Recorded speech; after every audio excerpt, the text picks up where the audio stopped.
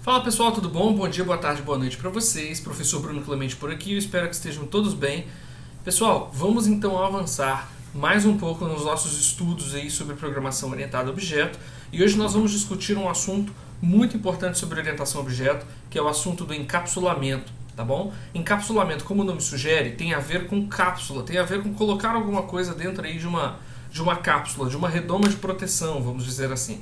Uma analogia que eu gosto de fazer é sempre o seguinte: vocês gostam, quando vocês têm uma casa, vocês moram em algum lugar, vocês muitas vezes gostam, têm prazer de mostrar a casa de vocês para outras pessoas. E é comum as pessoas chamarem os colegas para irem lá e para visitar, né? Mas, por outro lado, a gente quer ter a liberdade de mostrar a nossa casa. A gente não quer que a nossa casa seja invadida sem a nossa permissão. A mesma coisa acontece quando você apresenta alguma casa para a pessoa e a pessoa simplesmente fala: não gostei do seu sofá nessa posição, entra e troca o sofá de lugar. Que coisa inconveniente, né? Quer dizer, você mostrou a sua casa para a pessoa e ela entrou lá dentro e saiu fazendo coisas por conta própria. Então é exatamente isso que a gente vai começar a consertar nos nossos códigos. Por que eu estou falando consertar nos nossos códigos? Eu vou compartilhar meu material com vocês e eu vou dar um rápido exemplo.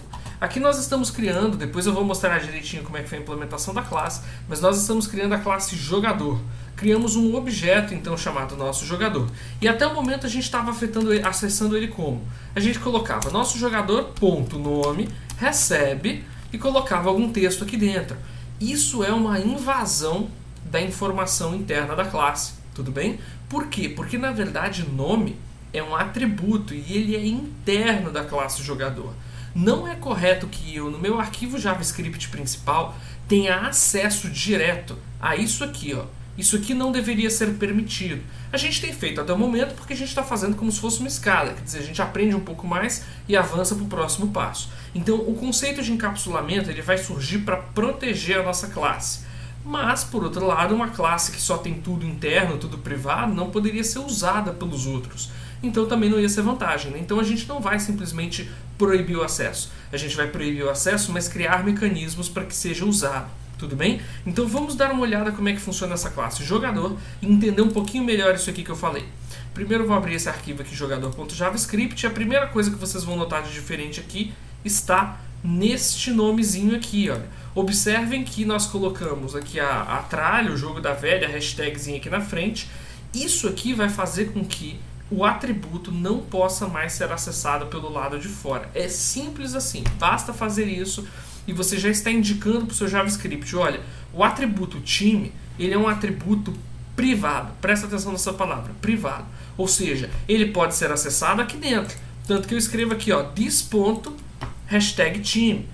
Eu posso mexer com essa informação sem problema nenhum aqui dentro da classe jogador, porque ela é privada, ela é exclusiva da classe jogador, tá bom? Então isso aqui é muito importante para nós. A partir de agora, a partir deste vídeo, toda vez que nós criarmos atributos dentro das nossas classes, esses atributos serão privados, tudo bem? Por quê? Porque a gente não quer que alguém chegue aqui no programa principal e acesse a informação diretamente, ou pior, que troque a informação. A manutenção disso aqui vai ser muito difícil e muito trabalhosa. Então agora que a gente fez isso, agora que a gente aprendeu a proteger, a gente vai sempre tratar this.hashtag_time ao invés de this.time dentro da classe e vai sempre lembrar de colocá-la aqui no início da classe como uma forma de organização, uma forma de ajudar os programadores a saberem quais são os atributos da classe jogador, tá bom? Feito isso, a gente precisa criar aqueles mecanismos que eu conversei com você, que permitem que as pessoas vejam o atributo e permitem que as pessoas alterem esse atributo. E para isso surgem os nossos métodos get e set. Get do inglês vem como obter, então obter time, e set de definir time. O que é o método, a função getTime? GetTime é uma função sem parâmetro que apenas faz uma coisa: ela retorna this.hashtag_time, tá certo? Ou seja, ele pega o atributo e mostra. E depois o que faz o setTime, o definir time? Contanto que você me passe um novo time como parâmetro, eu troco o valor interno pelo novo valor. Tudo bem? Então eu estou substituindo. Observem que então, quem é convidado na minha casa ainda tem permissão de ver e ainda tem permissão de alterar. Mas agora tem uma mudança muito grande. Não é essa pessoa que escolhe quando ela quer entrar na minha casa. Eu quero entrar na casa do Álvaro às 3h40 da manhã sem avisar para ele. Não existe mais isso. Agora eu solicito através do método get, e aí o Álvaro que abre a casa dele para mim no horário que ele achar apropriado, vamos dizer assim. Da mesma coisa vem o set. Eu solicito, eu posso falar assim para você, olha amigo, eu achei que esse sofá nessa posição não está ajudando muito, né? Tá uma posição ruim aí para você poder enxergar a sua televisão. Não seria interessante trocar para aquela outra posição? Mas observe que, novamente, quem está fazendo o ajuste é o Álvaro, né? Ou quem está fazendo o ajuste é a classe jogador.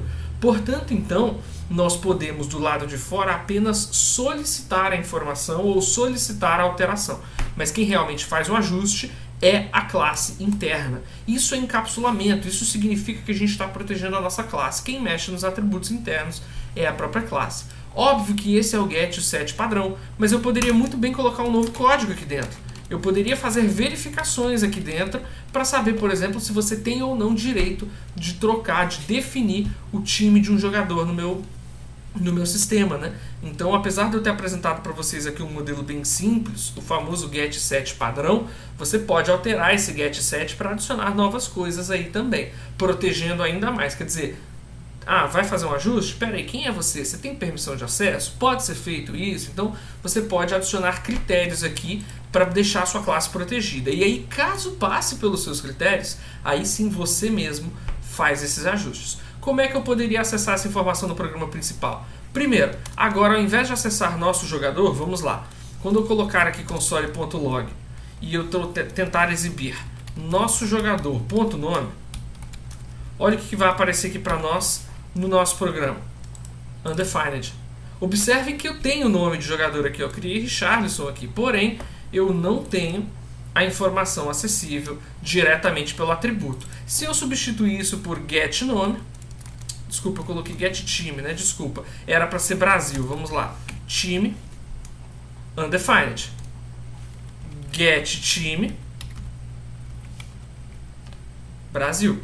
Ou seja, a informação interna está protegida, eu não consigo acessar ela diretamente pelo atributo, eu preciso fazer uso do método, dar essa camada de proteção. Se agora eu fizer o seguinte, nosso jogador.setTime, e eu passar um novo time, vamos fingir que ele foi contratado aí pela Croácia,